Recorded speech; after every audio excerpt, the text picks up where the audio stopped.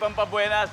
Pero guys, congratulations ha. Yung hit song nyo na Pasilyo has more than 136 million streams sa Spotify, one of the most successful na Pinoy streaming sa ating buong Spotify era. Kaya congratulations. Pero itong tanong, saan ba nanggaling yung pangalang Sunkiss Lola, Alvin? Actually, maraming nagtatanong yan sa amin, pero isa lang naman yung sinasagot namin lagi. Nag-start siya dun sa fourth single namin, which is una siyang nag-exist. Ang title niya is White Toyota. Sinulat siya ng basis namin. Tapos, nasa lyrics niya yung Sunkiss Lola. So, inisipan ko na lang siya ng deeper meaning. Yung Sunkiss kasi is made brown or warm by the sun.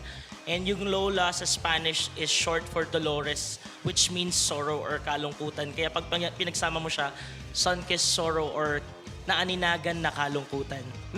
Good answer tayo dyan, Alvin. Hanep, talagang, siyempre nilagyan natin ng mas malalim na kahulugan.